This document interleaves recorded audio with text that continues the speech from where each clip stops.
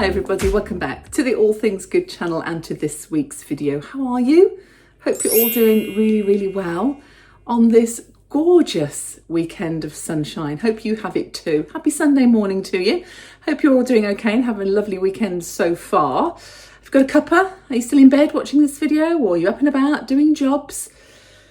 Oh my goodness, I've got lots of jobs. We have finally exchanged contracts on Nancy's house. She is moving into my house this week, so there is a lot going on. But this last week didn't start on a good note at all. Unfortunately, Nancy's had a fall in her house, but I hasten to add, she's doing absolutely fine. I shall explain a little bit more about that later on. It was not good, and we thought we were going to have a very dire situation. In fact, I thought there was going to be some broken bones, but she's stayed home this week. She hasn't gone out and about, so we've made her rest up. She's absolutely fine, thank goodness, and she will be moving into my house this week, and it's come at the perfect time. It was just one of those, another reminder that the time has come for Nancy not to be living on her own at all. So we're totally doing the right thing. So yeah, lots to do this week. I've already done quite a lot. Obviously the house is almost ready. I've packed 80% of the things. The rest will be done this week. Obviously most of Mum's things are going into storage, and then what she just needs, the basics, will be here in this house.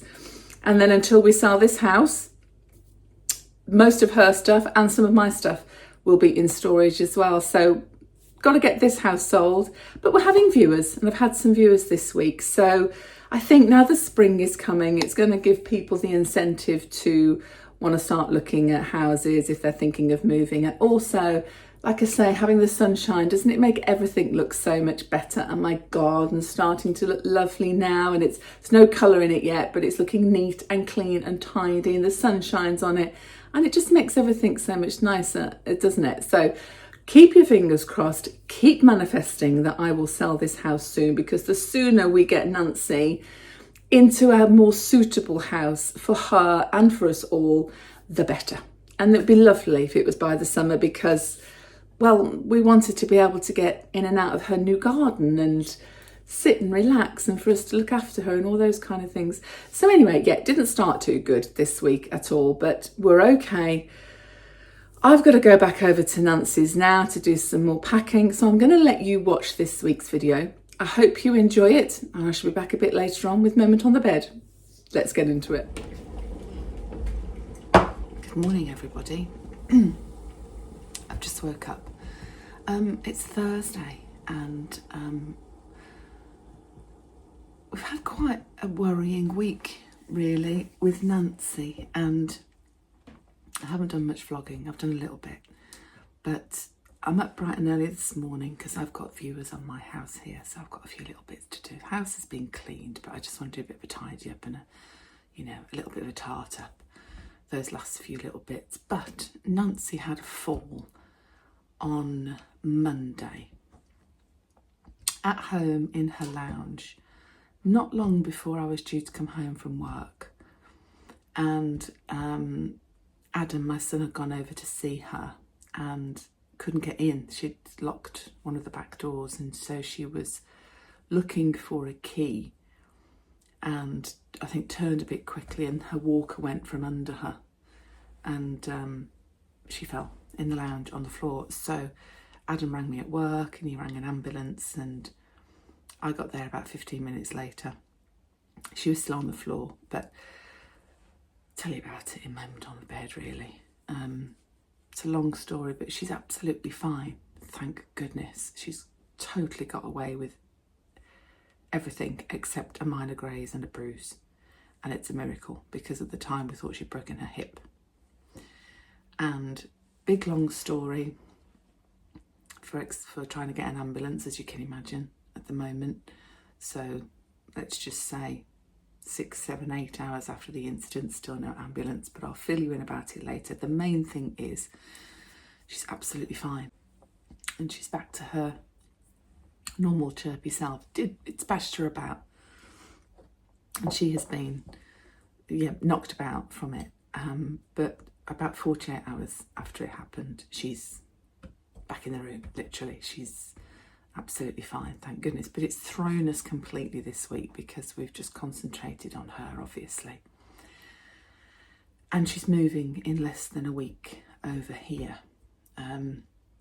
So we've got a lot to do the up and coming week. I've got the removers coming on 2 separate occasions, not just to take items from her house into storage, but to take items from my house into storage so that we can make room for Mom over here. So there's a lot going on. Plus, I'd actually ordered a new sofa for the new house we were supposed to move into in February, really, until my house sale fell through and it all went pear-shaped. And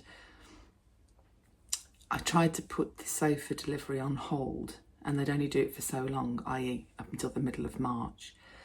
And then they won't hold it any longer for you unless you pay them.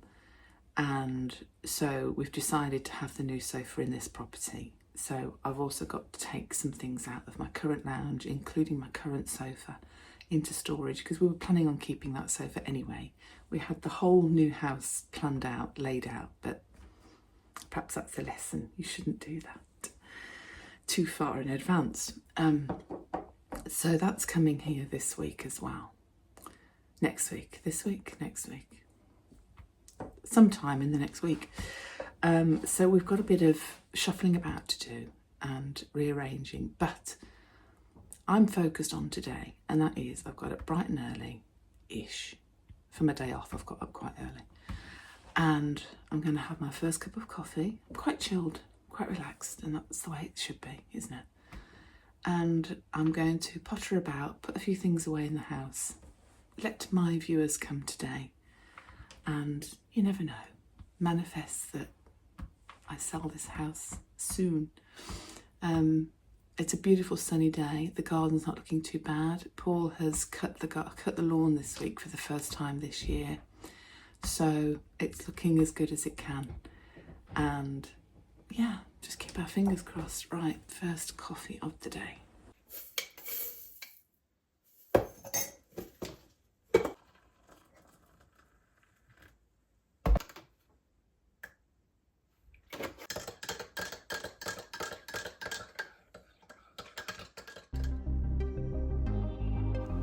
So I do keep my house clean and tidy, but I've got viewers coming to see the property today, and I had noticed just some of the cupboards are starting to look a bit grubby, but just on the fronts here, look, on the inside, because I had cleaned the kitchen cupboards out not too long ago, but I thought, do you know what, I've got an hour before anybody comes, I will give it a little spruce up. Now, I always clean my kitchen cupboards out with pure white vinegar, and you're probably thinking, vinegar? You wanted your house to smell of vinegar before the viewers came, but you know what? When you're cleaning with white vinegar, it's antiviral, antibacterial, it gets rid of lots of grease and grime, and actually the smell of vinegar only lasts a few minutes, and what it actually does is it deodorizes wherever you are cleaning. So although you can smell vinegar for a few minutes, only for a few minutes, it will then be gone and your area will smell fresh and clean, and it just gets everything so sparkly. This only took me a few minutes to do, and it was a quick freshen up, because I've noticed that most viewers that are coming to my house are looking through most of the cupboards as well, which is something I never used to do viewing houses actually, but everybody that's been to view my house so far has had a good look through the cupboards, especially the kitchen.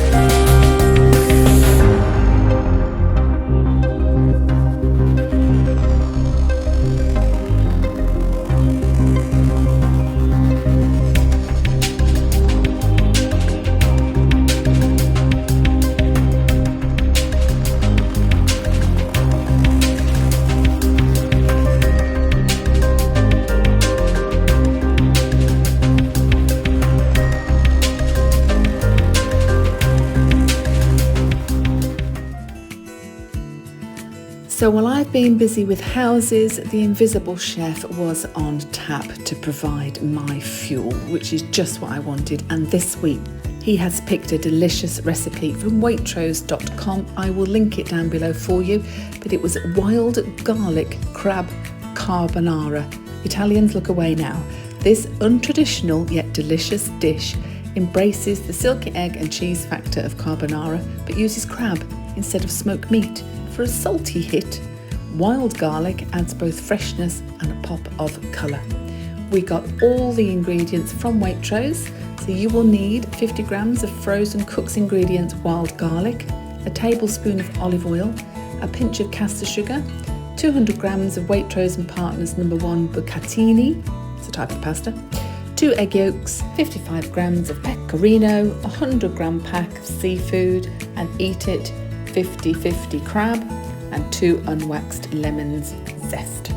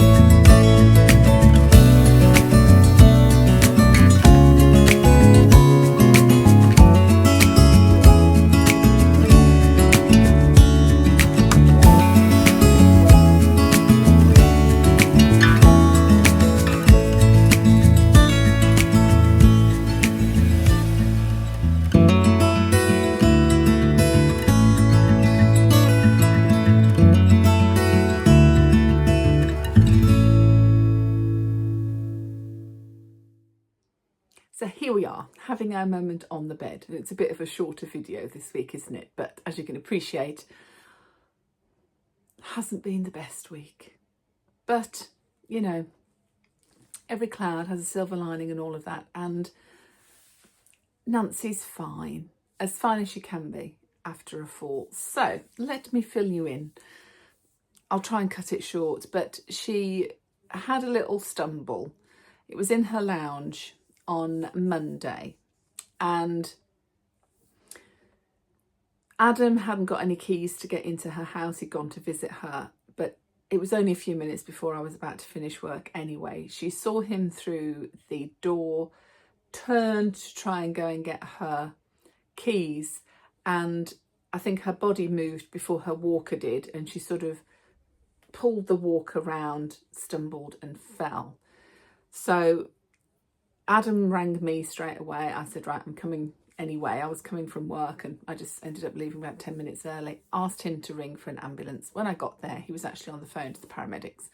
Mum was visibly very, very shaken, very pale, still sitting on the floor. So we wrapped her up warm. And the paramedics ambulance service asked a lot of questions, as they do. And it was very difficult at that stage to determine really how she was physically, because they said don't move her until we are, till we sort of know what's going on. So difficult to not move her, but then they were saying, are there any bones sticking out of her legs anywhere? And I said, well, I couldn't pull her trousers up, I couldn't get her trousers down, so it was very difficult to sort of, in that initial period, sort of assess how she was physically. To cut an enormous story, very long story short, they were telling us not to move her, and they said assistance was on the way. But of course, as you will probably know, at the moment, this country is experiencing phenomenal delays with ambulance service and hospital A&E visits, etc. And so obviously there was no time frame. I suspected it could have been about 5 hours before an ambulance would get to her, on the basis of what I know that's going on at the moment, my daughter being a carer and how she works with the ambulance service and all those kind of things. So I thought, this is going to be a long time on the floor. Fortunately, she wasn't that far away from the sofa. So Adam and I, we gave her sort of, I think about 45 minutes on the floor, made sure she was warm, she'd stopped shaking, she'd calmed down a bit. And she did say her hip was hurting. And it was, what do we do? Because we rang the paramedics again, actually, and they said not to move her, but the quickest way to get her to hospital would be for us to take her. Well, if we can't move her, how do we do that? And how do we get her in the car? So I thought, the best thing to do is to wait for the paramedics. But if she feels like she wants to move, we're going to have to try it, because she could be on the floor for hours. She needs the toilet, all those kind of things. So we left it a while, and then she said, I'd like to try and get to my feet. So me and Adam, actually between us, one at the head end, one at the foot end, decided to lift her. But as we went to lift her, she actually naturally sort of stood up. So I quickly pulled the walker in front of her. She hung onto the walker and she shuffled over to the sofa. So we kind of went, should we be doing this? Oh, she can walk. So we were kind of reassured at that stage that probably and hopefully nothing was broken, because she wouldn't have been able to wait there at all. It was only 2 or 3 steps to the sofa. I thought she's going to be much more comfortable being on the sofa waiting than lying on the floor. Got her onto the sofa, and basically what happened was I waited with her. And it was many hours later, many hours later, we still didn't have any ambulance. So obviously by this point she needed the toilet, so she was happy to get up on her walker and go to the toilet. She has a downstairs toilet, so that was only a few steps away, so that was handy. So I made sure I went with her, and she did this on 4 or 5 occasions. So at that point I was very reassured that nothing was broken. She was battered and bruised, a few grazes, but nothing broken. So at that point I took the decision to ring the ambulance service back again and said, look, this is the position. I don't want to take up the space of someone that's in dire need, or needs an ambulance more than we do.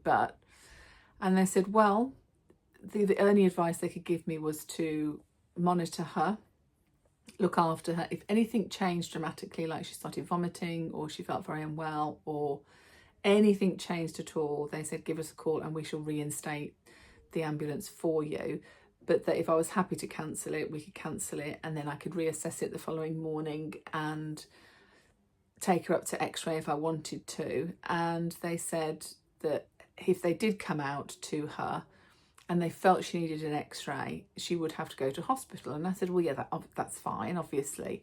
I said, and presumably you'd take her straight into x-ray. And they said, no. If we come out and we think she needs an x-ray, we take you to A&E. I said, okay, what's the current wait time at our local A&E? And they said, between 18 and 26 hours. What has happened? What has happened?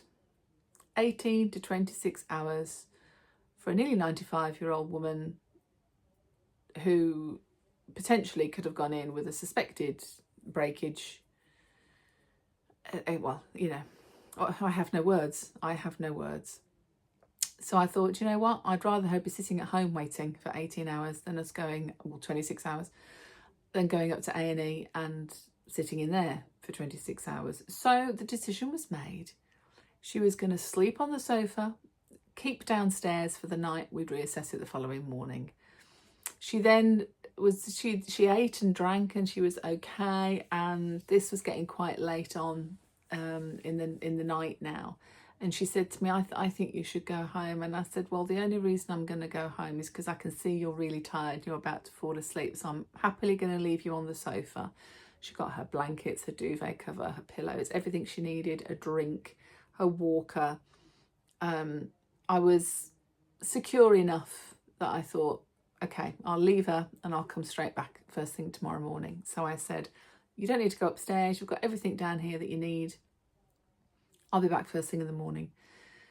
The morning came and I thought I'll give her a call first before I go over. And she sounded a little bit groggy. And she said, oh, I'm just waking up. I said, oh, that's good. Have you had a quite comfortable sleep? She said, well, I'm in my bed. Sorry? She said, I'm in my bed. She said, after you left, I decided I'd be more comfortable in bed, so I came upstairs to bed. I thought, oh my goodness. I said, right, don't move. Stay where you are. Keep resting. I'm getting myself ready. I'm coming over. Do not come down those stairs without me, because we still don't know how you are. So I don't want you to come down the stairs on your own. You might fall again. So stay where you are.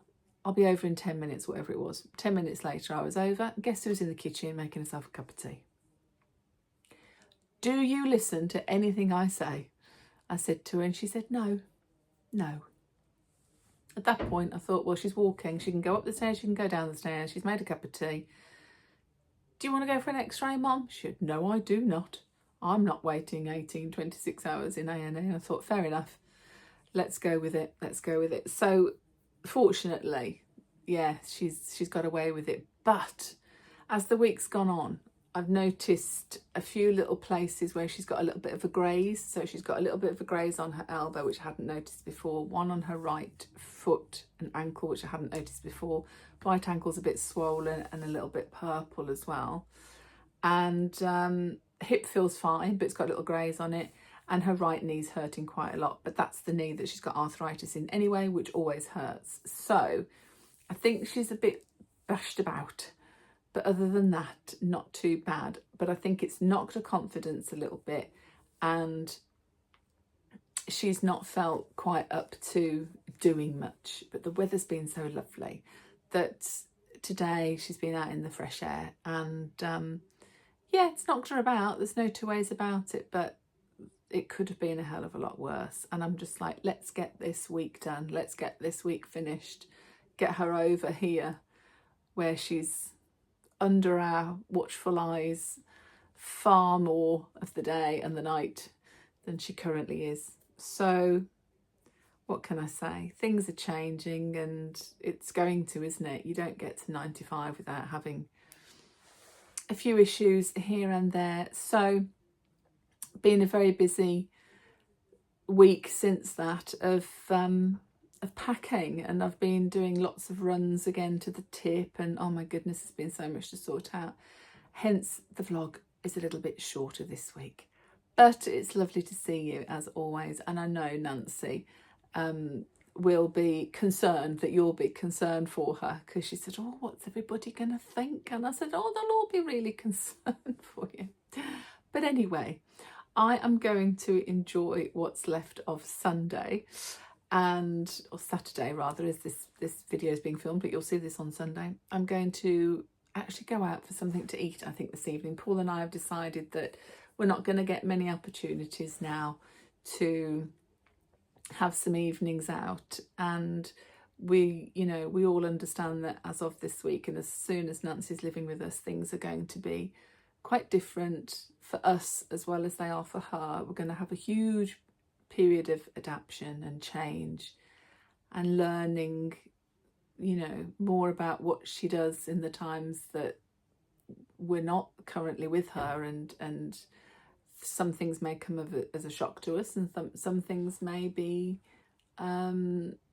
not as different as we expect them to be, and until we start doing this, it's difficult to know. So next time you watch the All Things Good channel, I shall have another person living in my house, i.e. Nancy, aka Mom.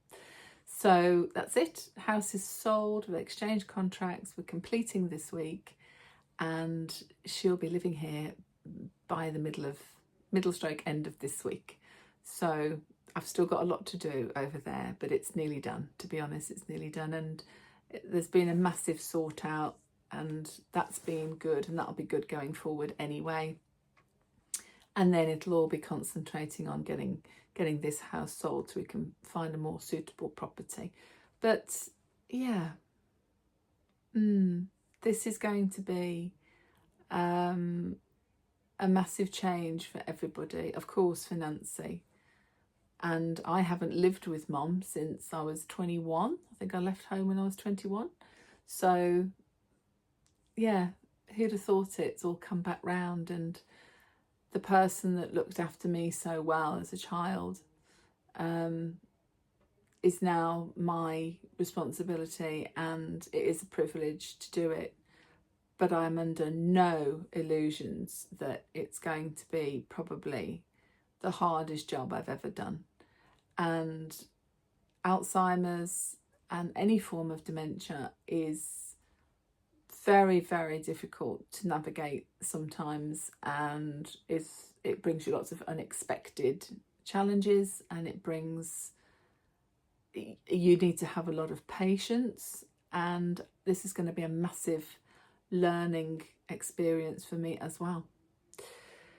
So here we are, heading into a week of massive change for us all. So keep your fingers crossed for me, and I will be back next week. And you never know, because Nancy will be living here, we might do some weeks where moment on the bed is both of us. Maybe we could both have a chat to you. I'm sure you'd like that. I'm sure she'd like that. She'd find it quite funny sitting on the bed talking to a camera. I'm sure she would. Anyway, I better get my skates on and get some more things moving. And until next Sunday, stay safe, stay in the boat, and keep doing all things good. I'll see you next week. Take care. Thanks for watching. Bye.